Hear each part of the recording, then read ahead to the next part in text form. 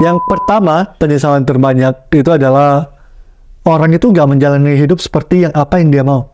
Pilihan hidupnya itu nggak ada. Betul. Kita itu cuma ngikutin apa yang kebanyakan orang lakukan. Aku pernah dengar ya, maksudnya di keluarga dokter, jadi turun-temurun itu dokter semua. Kayak, lu tuh udah gak ada pilihan. Penyesalan ketiga itu nggak berani ambil risiko. Nah ini mungkin banyak sih. Kalau seandainya itu biasanya dari culture keluarga juga. Maksudnya keluarga dia itu risk taker gak? Contoh, keluarganya penjudi nih.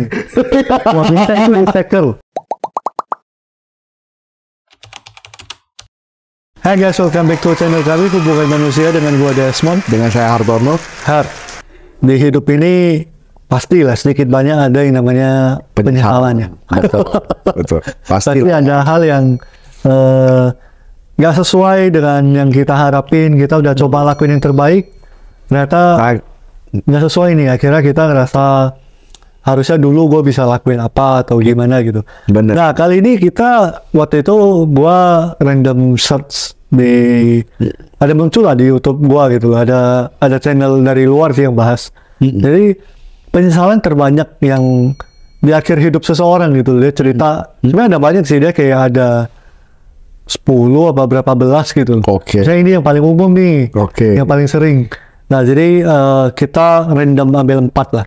Oke. Yang kita bahas hari ini. Jadi semoga ya apa yang kita bahas ini berguna buat kita juga. Betul. Juga buat teman-teman yang nonton. Jadi jangan sampai kita juga ngalamin. Iya. Gitu ya. Nah, jadi yang pertama penyesalan terbanyak itu adalah orang itu nggak menjalani hidup seperti apa yang dia mau. Betul, betul. Jadi dia itu jalanin hidup ya, misal semua orang kerja kantoran, akhirnya ya udah gue kerja kantoran karena semua orang melakukan itu. Betul, betul. Semua orang habis lulus ke Jakarta, ya gue ke Jakarta juga. Jadi kayak seolah-olah ini kita itu pilihan hidupnya itu nggak ada. Betul. Kita itu cuma ngikutin apa yang kebanyakan orang lakukan. Betul, betul. Nah gitu sih. Nah menurut lu gimana? Menjalani hidup seperti yang kita mau itu maksudnya sering banget secara tidak langsung kita itu melakukannya karena kita khawatir pendapat orang lain. Mungkin dari keluarga, dari apa gitu ya. Ambil contoh lah seandainya pernah dengar ya, maksudnya di keluarga dokter, jadi turun-temurun itu dokter semua. Iya, itu Sering kan, kayak lu tuh udah gak ada pilihan, lu mau jadi dokter atau jadi apa ya, lu harus jadi dokter. Sayang banget dong kesempatannya kan. Dan semua orang berpikir pasti gila lu kalau gak ada jadi dokter kan sayang banget gitu loh. Nah ternyata dia pengen jadi, maksudnya pengen jadi kayak hukum, pengen jadi pengacara atau bisnis saja kan. Itu yang sering banget gitu. Tapi kita bisa mengerti sih pressure-nya, maksudnya tekanannya. Karena kan kalau seandainya kita jalani sebagai dokter kan kayak udah pasti sukses punya gitu loh. Udah maksudnya lumayan aman lah. HP garansi itu satu. Kedua, sebenarnya itu dulu itu pengen jadi stand up comedy. Oke. Cuman gua kapan? Ya. Mungkin sekitar 8-9 tahun lalu lah ya. Gitu ya? Gua itu ada kepikir pengen. Cuman gua mikir kayaknya kalau orang berpikir, maksudnya orang nanti mikirnya gimana gitu. Atau terus gue juga gak lucu-lucu banget orangnya kan. Mau hidup dari mana nih nanti? Mau hidup dari mana gitu. Jadi ya paling ntar orang tua gue mikirnya apa nih gitu. Iya kayak gila nih anaknya jadi ya pikir-pikir udahlah akhirnya menarik diri gitu.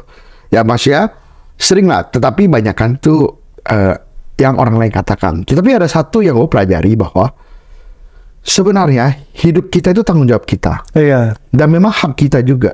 Kita mau menjalani seperti apa, mendingan sih terserah kita aja. Iya. Sebenarnya waktu lu memulai sesuatu, kalau waktu memulai itu kelihatannya konyol, pasti orang mencela itu wajar. Iya. Tapi nanti kalau lu udah sukses juga, semua orang juga ikut. Gue udah tahu lu pasti bisa itu. Betul. Gua dari awal mah tahu lu mau stand up comedy, gue udah tahu lu orangnya lucu gitu loh. Padahal waktu dulu dia bilang lu orangnya garing gitu. Maksudnya ya gak apa-apa, jalanin aja gitu. Dan sebenarnya kata orang itu gak akan ada habisnya. Tidak ada satu orang pun yang bisa dicela oleh semua orang ataupun dipuji oleh semua orang. Pasti ada yang memuji dan ada yang mencela. Itu sih.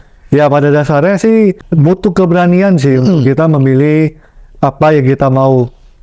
Maksudnya menjalani hidup, karena ya pasti akan ada sih suara yang mendukung dan suara yang mencela gitu. Jadi lebih penting tuh ya kita nanya ke diri kita sendiri. Iya, kita sebenarnya maunya. Ya kita maunya apa. Lalu ya keberanian lah untuk lakukan, untuk melangkah itu sih. Karena ujung-ujungnya ya yang jalani hidup loh kita kan. Betul. Gak maksudnya ya gagal, sukses, seneng, sedih ya kita yang lewatin gitu loh. Benar. Bukan orang lain. Dan pas kita sebenarnya orang lain juga gak terlalu peduli sih. Betul. Cuman ngomongan doang. Cuman kitanya itu yang terlalu menganggap serius. Kadang. Orang itu ngomong itu angin lalu doang. Iya. Dia habis ngomong itu dia gak pikirin kita 24 jam. Iya.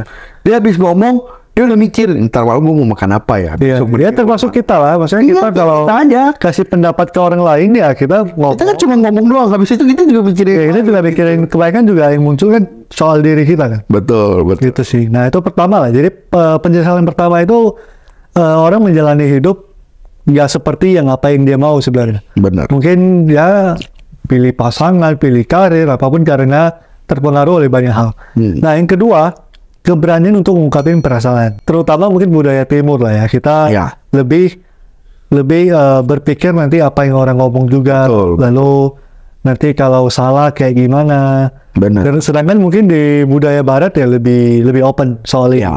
Nah jadi kita itu kecenderungannya apalagi kalau sama yang lebih tua, kita pasti kan betul. lebih keren. Nggak berani lah, kita terlalu kurang ajar gitu.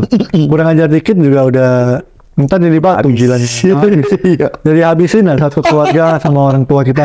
Mau benar ataupun salah. Betul. Ya kan? Nah jadi mungkin juga salah satunya ungkapin perasaan ke orang yang kita suka. Ya. Atau apa, jadi mungkin lebih banyak kita pendem gitu. Nah menurut lu gimana? Sebenarnya ngungkapin perasaan ini malah gua ngertinya tuh cuman di 2-3 tahun terakhir ini. Oke. Mungkin 4 tahun terakhir ini lah. Jadi dulu itu gue selalu memendam perasaan gitu. Maksudnya kayak contoh gue gak suka nih sama A. Gue gak suka cara dia ngomong gitu ya ke Wah ya udah, Wah diem aja gitu loh. Ya udahlah, bodo amat lah. Gitu. Biarin aja gitu. Karena gue selalu berpikir kalau Wah ungkapin pasti akan konflik. Padahal gak selalu seperti itu loh teman-teman. Dan ada cara ngungkapinnya sebetulnya. Contoh nih, sebenarnya orang marah ke kita, kan kita sebenarnya pengen marah balik, terus kita diem karena dia lebih tua, lebih dewasa apa segala macam gitu. Akhirnya kita mendem kan, kayak mendem gak suka sama dia, akhirnya kita menjauh, kan gak solusi juga. Iya. Tetapi ada loh cara ngungkapinnya. Contoh, kayak dia marah ke kita, ngomongnya kelewatan gitu, kita ngomong aja, sorry nih, sebenarnya gua lumayan tersinggung nih sama yang lu ngomong, karena lu ngomongnya terlalu kasar menurut gua. Kan boleh juga gitu loh.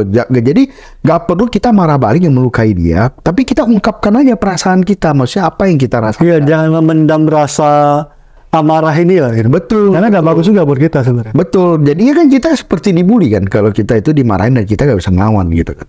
Tapi kalau seandainya kita ungkapin, mungkin dia juga mau mengerti loh. Dan mungkin dia juga gak sadar melakukan. Iya, dia pikir udah biasa aja gitu. Betul. Nah, tetapi kalau seandainya nih, setelah kita ungkapin, dianya berkelit, dia bilang karena lu sendiri lah Wah marah gitu. Itu namanya lu ketemu orang toksik. Iya. Jadi lu harus jaga jarak, harus menjauh gitu sih. Iya. Memang ini proses belajar lah. Jadi ngungkapin perasaan ini kita perlu ngelatih sih. Jadi ada apa-apa ya kita coba ungkapin, coba omongin, terutama sama orang-orang terdekat lah. Betul. Pasangan, teman, keluarga, ya kita kasih tahu. Tapi kalau kita dikasih tahu juga kita belajar untuk bisa menerima kan. Karena walaupun nggak enak, tapi ya memang nggak nyaman, kadang nggak enak didengar atau apa, tapi ya memang kita harus belajar untuk menerima sih. Betul. Terima pendapat gitu sih. Dan kalau orang ngungkapin perasaan ke kita, sebenarnya maksudnya satu, karena kita itu terlalu berharga untuk dibuang begitu. Iya betul. Kalau sendiri kita nggak suka, bisa kita udah blok aja dia, nggak ngomong lagi. Jadi memang pastinya kita ada kedekatan lah, ada kedekatan, ada hubungan. Makanya orang juga mau ngomong, mau ungkapin gitu, ngambil resiko juga sebenarnya. Tapi kalau dia mau mudah aja ya udah, nggak usah maksa, cabut aja gitu. Nah itu penyesalan kedua. Penyesalan ketiga itu nggak berani ambil resiko. Nah ini mungkin banyak sih, mungkin banyak yang penyesalan yang di terakhir mungkin pas di hidup kita ngerasa wah dulu kok gua nggak lebih berani ya, atau mungkin pas muda kenapa gue gak lebih berani coba aja dibanding posisi gue sekarang lebih bla bla bla bla bla. Memang ya keberanian untuk ambil risiko ini gak semua orang punya sih. Ada orang yang terlahir maksudnya ya dari kecil udah terbiasa gitu loh. Take risk gitu loh. Kayak Gak takut kalah lah, gak takut salah gitu. Iya, iya. Gak takut jatuh. Tapi ada orang yang sebagian ya terlalu hati-hati. Betul. Biasanya terutama yang pemikir lah. Yang pemikir pasti hati-hati banget. Gak terlalu berani hajar bleh gitu loh. Tapi ada orang yang ya udah coba aja dulu itu loh. Dan dia yakin dia bisa berhasil. Kenapa? Ya karena dia lebih berani beresiko aja. Betul. Ada orang yang pintar banget tapi nggak berani beresiko. Dibanding orang yang biasa aja Tapi dia berani. tapi dia berani beresiko. Betul. Ya ini banyak lah, banyak cerita lah. Yang dulu gimana? Nah, kalau seandainya itu biasanya dari culture keluarga juga. Maksudnya keluarga dia itu risk taker gak? Dan Ya, orang tua dia apa segala macem gitu kan. Contoh keluarganya penjudi nih. Keluarganya itu taker. Risk taker. Berani itu. Tapi ada yang misalnya keluarganya lebih kecenderungan pekerja. Betul. Nah, biasanya mereka itu ntar anak-anaknya juga Lebih mereka juga. bekerja aja gitu. Ada kan yang keluarganya maksudnya orang tuanya mungkin dari dulu udah bisnis, jatuh bangun udah sering. Yang dimana TV-nya 50 inch tiba-tiba diganti kardus, dia juga udah pernah ngalamin gitu kan. Trading gede lagi gitu. Nanti balik lagi jadi keduanya gitu loh. Dan dia udah terbiasa dengan keadaan seperti itu. Maksudnya dia juga udah gak kaget gitu loh. Jadi pas gede ya dia ngerasa ya hidup itu ya kalau gak ambil resiko gak asik gitu loh. Gak menantang gitu kan. Gua pernah dengar satu cerita ya. Ada salah satu yang orang yang gua kenal. Itu dia itu jatuh bangun itu sering banget. Bahkan super risk taker. Kayak sekali kaya banget. Habis itu miskin banget. Terus nanti kaya lagi gitu loh. Kaya banget gitu. Ya sekarang sih untung happy endingnya. Kaya sekarang. Gitu. Dan belum berakhir. Belum berakhir. Ya semoga happy ending lah ya. Semoga happy ending. Cuman maksudnya ya gitu, dia gak pusing lah, gak ambil pusing gitu. Dan juga mungkin anak-anaknya apa juga gak ambil pusing karena udah terbiasa juga ngalamin. Gitu. Belajar untuk lebih berani lah. Dalam hidup berani coba, berani lakukan dengan pertimbangan yang matang lah. Jadi kalau kita rasa memang ini resikonya terukur dan kita rasa ini juga rewardnya juga setimpal, ya why not? Ya sikat gitu. Saya lebih berani lakukan dulu gitu. Tapi dengan pertimbangan ya, bukan yang bodoh-bodoh ikut gitu ya. Iya, kayak contoh lah, kita katakan kita itu bisnis. Terus kita pikir, ya kita bisnis selalu buka di daerah Jakarta doang. Kenapa kita nggak coba buka di kota lain? Kan resikonya kita bisa ukur. Ya kita dari modal semuanya katakan 2 miliar lah. Ya apa-apa 2 miliar hilang. Kalau kita sanggup terima risiko, kenapa gak coba gitu kan. Daripada kita selalu mikir, gak usah lah Jakarta aja, gak usah lah Jakarta aja. Kan gak kemana-mana gitu. Banyak kok sebenarnya yang kita kenal dari Jakarta, mereka coba usaha di daerah dan memang sukses. Dan memang berhasil gitu. Bahkan yang ke daerah Papua dan lain-lain tuh ada juga banget, sukses juga. Nah, yang terakhir nih, keempat nih. Terlalu serius dengan diri sendiri dan khawatir apa kata orang. Ya ini mungkin nyambung yang pertama juga ya, tadi yang menjalani hidup seperti yang kita mau. Jadi penyesalan keempat ini sebenarnya kita itu terkadang mungkin jadinya kaku ya. Begitu juga khawatir nanti apa yang orang ngomong, lalu juga kita kayak banyak juga mau ketemu teman-teman tuh set standar gitu. Mau umur sekian itu harus kayak gini. Gue umur siapa yang sebut gue umur misal 25 udah harus ini, umur 30 udah harus begitu. Nah dan ternyata ya kan faktornya banyak ya, kadang nggak sesuai apa, lalu kita ini jadi stres, lalu juga apa ya, ngerasa gagal, ngerasa apa, sedangkan sebenarnya masih di usia yang sangat-sangat muda gitu. Betul. Nah menurut lu gimana?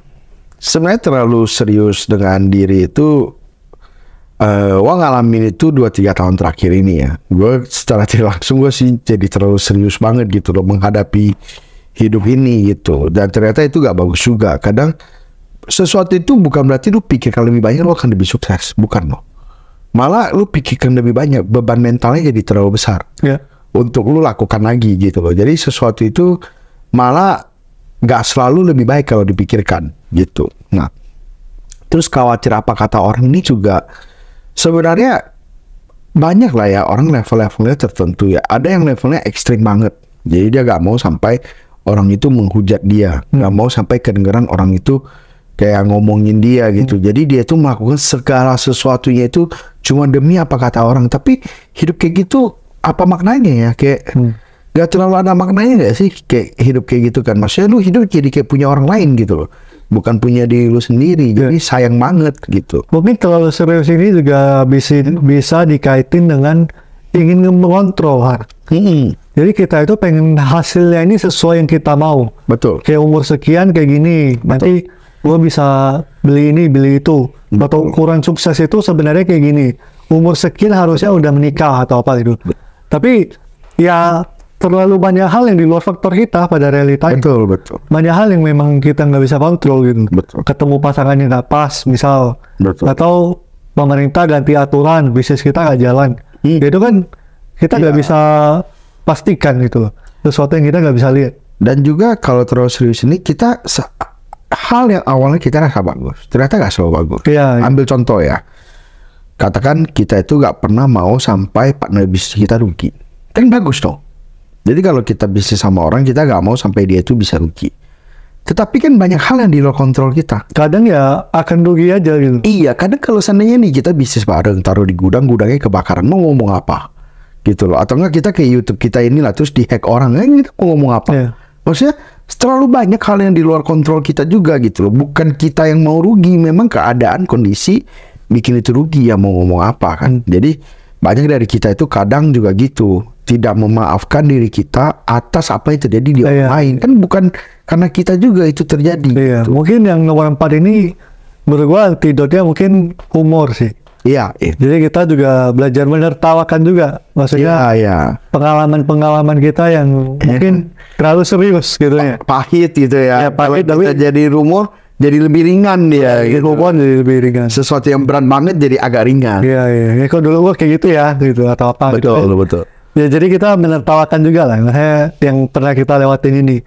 Nah, seperti kata ini ya, kata apa namanya itu, salah satu filsuf yang terkenal ya, yaitu kita itu kalau gak bingung pasti surga doang.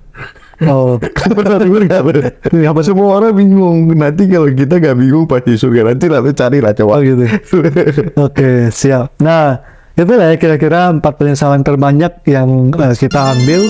Menurut kalian gimana? Maksudnya di hidup kalian so far selama ini juga apakah ngerasa seperti itu gitu loh? Nah, coba di komen dong, relate gak? Lalu kira-kira ada apa lagi nih yang bisa ditambahkan, bisa di komen juga. Itu aja teman-teman, jangan lupa di like, di subscribe, dan di share ke teman kalian yang butuh dengar ini. Sampai ketemu di video berikut.